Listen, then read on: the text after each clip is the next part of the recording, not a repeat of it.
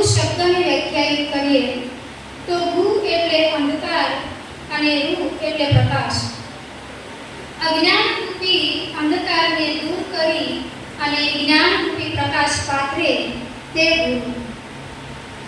પ્રાચીન સમયમાં અષાઢ મહિનાથી વેદારંભ થતો. 16 સંસ્કારમાંનો એક સંસ્કાર એટલે વેદારંભ છે. એ સાથે જેણે વિદ્યાભ્યાસ પૂર્ણ કર્યો હોય એ શિષ્યો પોતાના ગુરુને કંઈ ને કંઈ દક્ષિણા આપતા. તેથી તેને ગુરુ પૂર્ણિમા કહેવામાં આવે છે. આ ગુરુ પૂર્ણિમાને વ્યાસ પૂર્ણિમા પણ કહેવામાં આવે છે. કારણ કે દ્વાપરના અંતે અને કળિયુગના પ્રારંભે પરાશર મુનિ અને સત્યવતીના પુત્ર એવા મહર્ષિ કૃષ્ણદ્વૈપાયનનું અવતરણ થયું. આ કૃષ્ણદ્વૈપાયને એક વેદના 4 વિભાગ કર્યા માટે તેમને મહર્ષિ વેદવ્યાસ કહેવામાં આવે છે. મહર્ષિ વેદવ્યાસ માટે કહેવામાં આવે છે કે વ્યાસો શિષ્ટમ જગત સર્વમ. આ આખું જગત મહર્ષિ વેદવ્યાસનું એટલું છે. કારણ કે મહર્ષિ વેદવ્યાસે એક વેદના 4 વિભાગો કર્યા, એક જ પુરાણના 18 વિભાગો કર્યા, બ્રહ્મસૂત્રની રચના કરી, એ સાથે મહાભારતની રચના કરી. આ એમણે જે રચનાઓ કરી છે એ એમના જીવનના અનુભવો છે. એમના આ ગ્રંથોની અંદર એવી કોઈ વિદ્યા નથી, એવી કોઈ કલા નથી કે જેનું વર્ણન ન થયું હોય. અને એટલા માટે એમના પછીના જેટલા પણ સાહિત્યકારો છે એમને ક્યાંક ને ક્યાંક એમાંથી પ્રેરણા લીધી છે. આ સૃષ્ટિમાં અસંખ્ય જીવો છે. એમાંથી માત્ર મનુષ્યને જ ગુરુ જ્ઞાનની જરૂર પડે છે. અન્ય જે પશુ પક્ષી છે એમને ગુરુની જરૂર નથી પડતી. શા માટે મનુષ્યને જરૂર પડે છે? કારણ કે આપણે અન્ય પ્રાણીઓથી કંઈક વિશેષ છીએ તો ઈશ્વરની આપણી પાસેથી અપેક્ષા પણ કંઈક વિશેષ હોય. ગમે એટલી વિદ્યાઓ પ્રાપ્ત કરીએ, જ્ઞાન પ્રાપ્ત કરીએ, તપ કરીએ, પણ જો એનો સદુપયોગ ન થાય અને યોગ્ય પ્રયોજન ન રહે તો એ વ્યર્થ જ છે. રાજા જનક, પરશુરામ અને રાવણ આ ત્રણેય સ્વયંભૂ એવા શિવના શિષ્યો છે. એમાંથી રાવણે ગુરુ જ્ઞાનને વ્યર્થ સમજ્યું, જીવનમાં એનો પ્રયોગ ન કર્યો.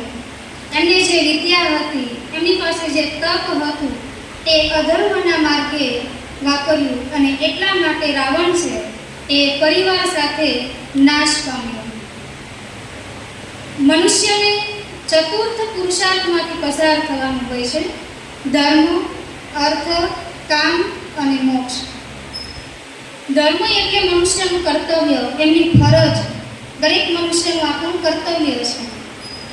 કામ એટલે સ્નેહભાવ અને અર્થ એટલે જીવન જરૂરિયાત પૂરી થતી જે અર્થ ઉપાર્જનની પ્રક્રિયા છે તે. અંતિમ આવે છે મોક્ષ. તો પ્રથમ ધર્મ, અર્થ અને કામ આ 3 પુરુષાર્થ છે. તો અન્ય પશુઓ, પક્ષીઓ છે એ પણ એનું પાલન કરે છે, એ પણ સંતતિ કરે છે, એ પણ સ્નેહભાવ રાખે છે, પોષણ કરે છે. તો માનવી કઈ રીતે એનાથી અલગ છે?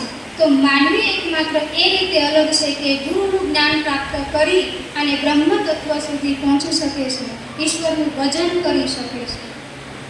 આદિગુરુ શંકરાચાર્યની આપણે વાત કરીએ તો ગોવિંદ પાદાચાર્ય એમના ગુરુ છે.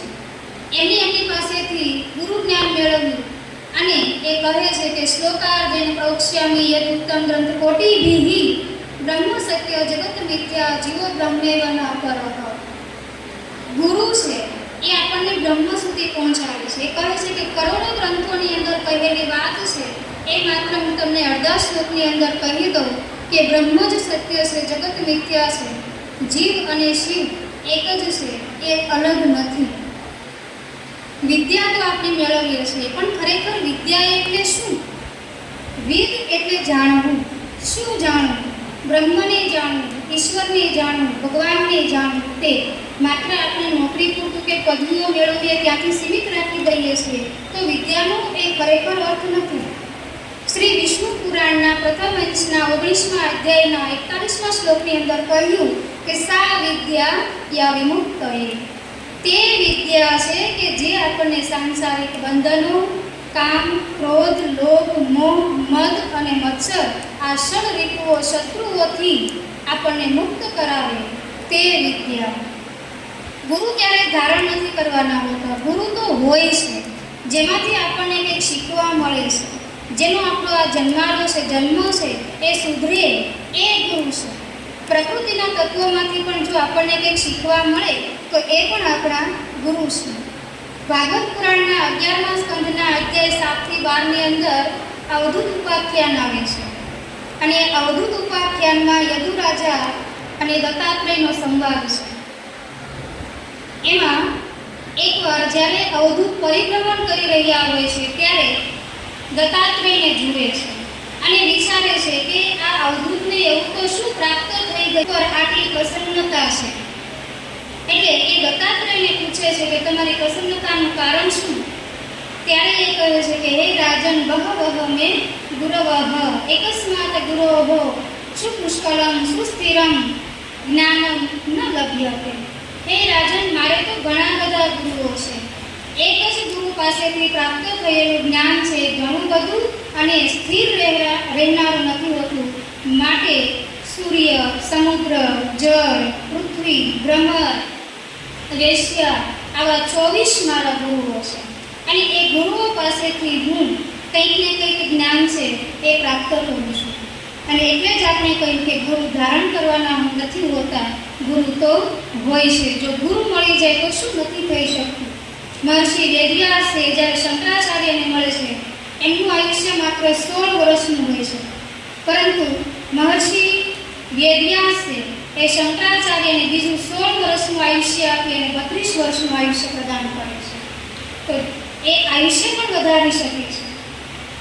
કચ્છની ધરતીનો કાળો નાગ એવો જેસલ જાડેજો કે જે ચોરટો કહેવાતો હતો, એમને તોરણ મળે છે અને તોરણના જ્ઞાન થકી એ ચોરટો કાળો નાગ મટી અને આજે પીર થકી પૂજાય છે. રાજરાણી મહારાણી એવી મીરા જે એક ચામડાનું કામ કરતા રોહિદાસને મળે છે અને એ કામ કરતા કરતા કે ભજનો ગાય છે. એમાંથી મીરાને શાસ્ત્રાર્થ દેખાયું, બ્રહ્મ જ્ઞાન દેખાયું અને રોહિદાસને એમણે ગુરુ ધારણ કર્યા અને મીરા કૃષ્ણમય બની ગઈ. આમ મનુષ્ય જીવન માત્ર ખાવા પીવા માટે, મોજ-શોખ કરવા માટે, કમાવા માટે નથી મળ્યું, પરંતુ મનુષ્ય જીવન તો ઈશ્વરમય થવા માટે મળ્યું છે. એવું જે મર્મ સમજાવે તે ગુરુ. શબ્દ બ્રહ્મ છે અને આ શબ્દાત્મક બ્રહ્મને સાંભળવા બદલ આપ સર્વનો ખૂબ ખૂબ આભાર. જય કૃષ્ણ.